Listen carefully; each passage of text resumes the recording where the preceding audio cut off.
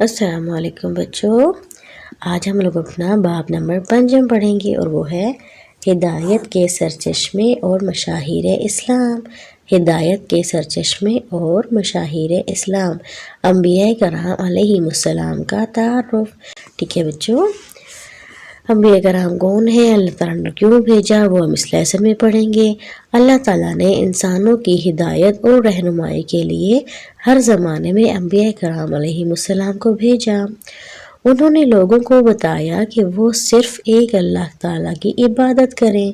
وہ لوگوں کو بتاتے کہ نیک کام کرنے والوں کو جنت ملے گی۔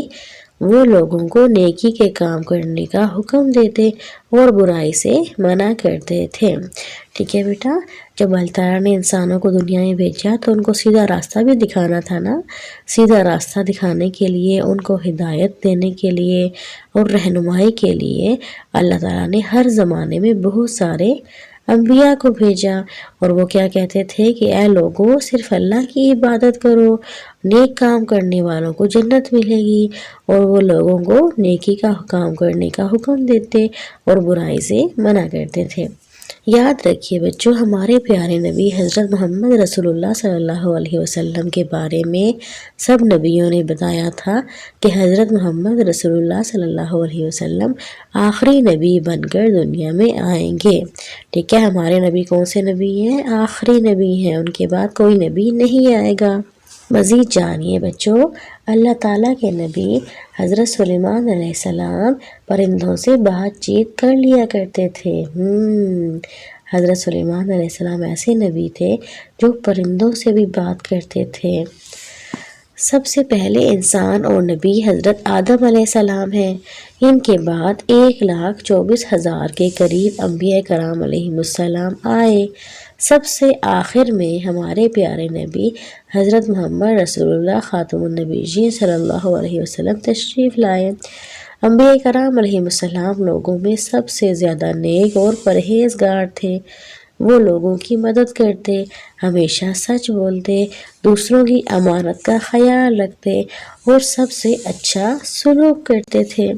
اور حضرت موسیٰ علیہ السلام کا لقب کلیم اللہ ہے۔ ٹھیک ہے بچوں، انبیاء کرام میں سب سے پہلے نبی حضرت آدم علیہ السلام، سب سے آخری نبی حضرت محمد صلی اللہ علیہ وسلم۔ اور کتنے نبی دنیا میں آئے؟ 1,24,000 کے قریب۔ انبیاء کرام لوگوں میں سب سے زیادہ نیک اور پرہیزگار تھے۔ وہ لوگوں کی مدد کرتے، ہمیشہ سچ بولتے، دوسروں کی امانت کا خیال رکھتے اور سب سے اچھا سلوک کرتے تھے۔ چلیں بچوں، اب اس کی مشق دیکھتے ہیں۔ پہلے ہے خالی جگہ پر کریں، جنت، نیکی، نیک، ان الفاظ کے ساتھ ہم نے خالی جگہ پر کرنی ہے۔ پہلی ہے انبیاء کرام علیہ السلام لوگوں کو نیکی کے کام کرنے کا حکم دیتے تھے۔ نیک کام کرنے والوں کو جنت ملے گی۔ انبیاء کرام علیہ السلام لوگوں میں سب سے زیادہ نیک تھے۔ درج ذیل سوالات کے جواب دیں۔ اللہ تعالیٰ نے انبیاء کرام علیہ السلام کو کیوں بھیجا؟ اللہ تعالیٰ نے انبیاء کرام علیہ السلام کو انسانوں کی ہدایت کے لیے بھیجا، انسانوں کی رہنمائی کے لیے بھیجا۔ انبیاء کرام علیہ السلام کی تعداد کتنی ہے؟ تقریباً 1,24,000 کے قریب۔ پھر ہے بچوں، انبیاء کرام علیہ السلام کی خوبیاں تحریر کریں۔ نمبر 1، اس کا آنسر کیا ہے؟ انبیاء کرام سب سے زیادہ نیک تھے۔ نمبر 2، وہ لوگوں کی مدد کرتے تھے۔ نمبر 3، ہمیشہ سچ بولتے تھے۔ نمبر 4، دوسروں کی امانت کا خیال رکھتے تھے۔